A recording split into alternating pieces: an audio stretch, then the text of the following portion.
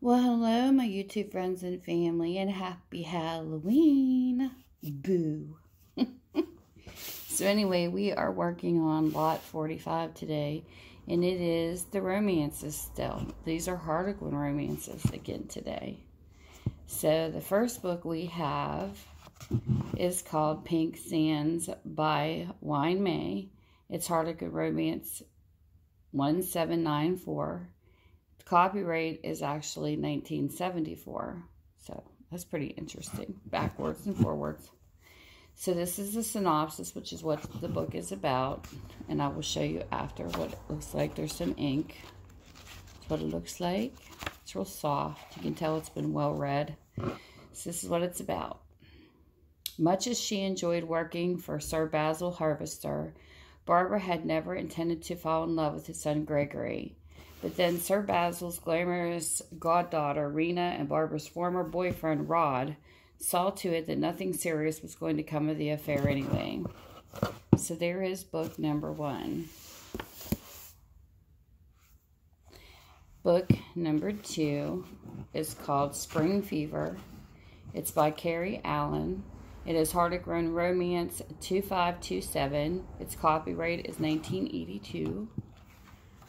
Get some writing. This is what the book looks like. This is what it's about. Could any man do more damage than Corrie? And don't forget, it's 10 books, 20 cents each. $2 total. It's not bad for 10 books.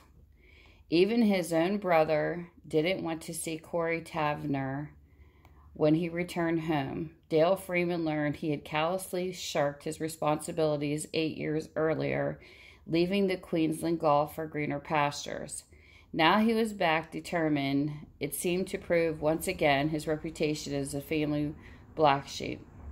Only this time the scandal that surrounded him involved Dale's good name and her heart. And these also ship media, so you save money shipping too. So there's book number 2. Book number 3. This one is called The Summer Wife. It is Harlequin Romance 1999 by Flora Kidd. It is in 1976. Let's get some ink writing there, and this is what the book looks like. This is what it's about.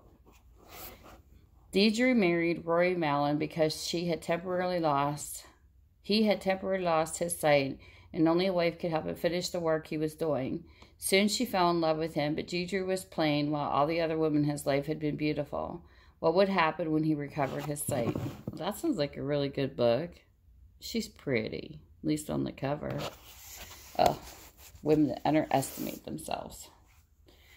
Book number 4. This is Harlequin Romance 1864. It is called Dear Tyrant by Margaret Malcolm. It is a 1975 book.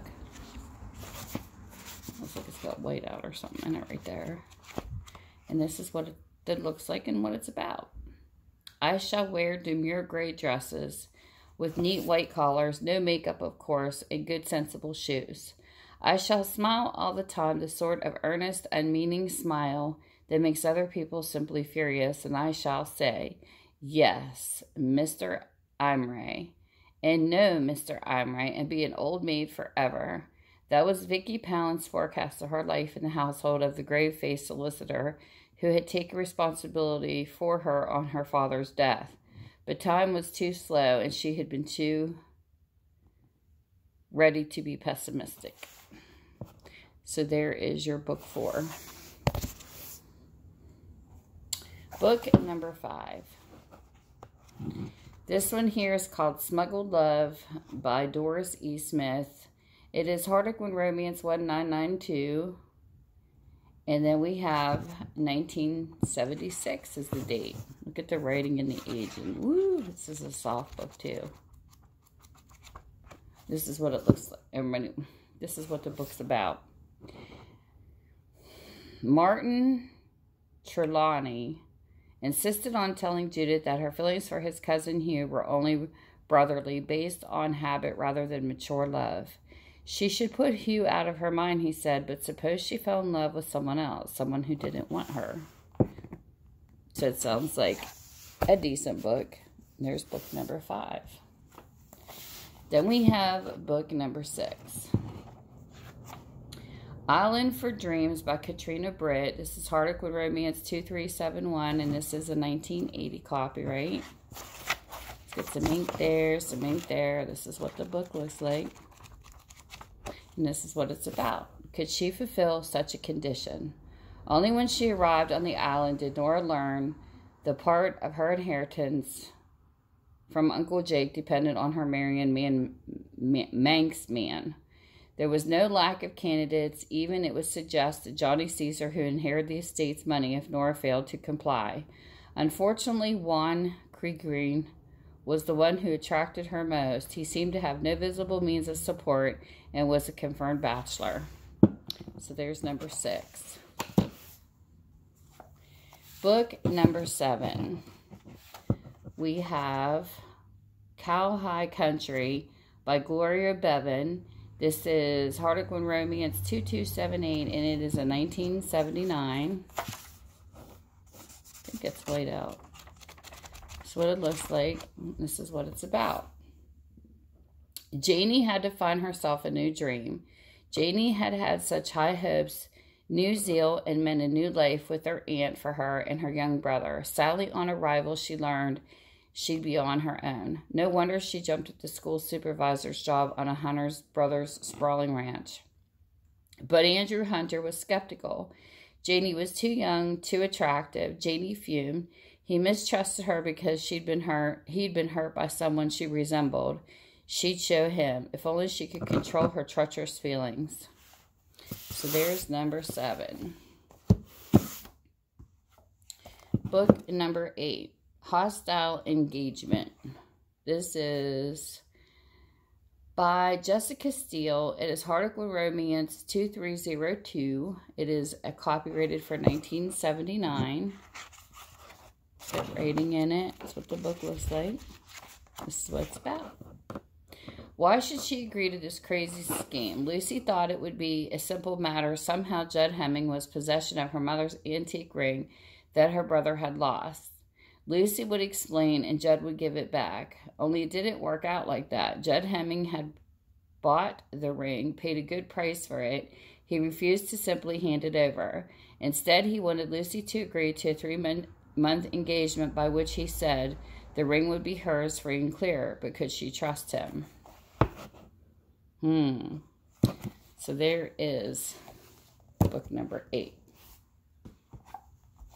I think this is the year of romance.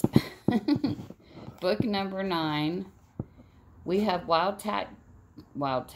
Oh, I thought putty tat. That's what came to my mind when I messed up on that word. Sylvester. Wildcat Tamed by Mary Wibberley. It is a 1977 copyright. It's Harlequin Romance 2105. It's got some rating in it and some aging. This is what the book looks like. And this is what it's about. Gemma had always loved visiting her grandmother at Corrie House. Now with Gar Anders there, everything had changed. I can't stand him, Gemma thought. His words of the previous night returned to taunt her. Someone should have taught you a lesson in good manners, he declared. Then he added quietly, perhaps it will be me. He had spoken in the heat of an argument. Gemma was suddenly sure that he remembered everything he'd said and meant every word. So there's book number 9. Then we have, last but not least, book number 10. This one's called Dangerous Alliance. This is by Jane Corrie. It is a Harlequin Romance 2087. Copyright is 1977. Let's get some writing up there. What the book looks like. And this is what it's about. Somehow Kent realized she must go away. She had no defenses where Matt King was concerned, and she was no good at pretending. Meeting his eyes firmly, she answered his question. Away, you're right, she said coldly. You once asked me if I was afraid of you. I wasn't then, I am now. But she knew that no matter where she went, she would go on loving Matt King. And there's book number 10. And don't forget, if you want to get a hold of me, you can get in touch with me, and you just put in the title, Lot 45. If you're interested in purchasing at TammysMakeupTreats@gmail.com. And if not, you can get a hold of me through Facebook under Minda's Bookstore and More. So there's your 10 romance books of the day. So with that, you guys have a great day. Thank you for spending your time with me. Bye. Mwah.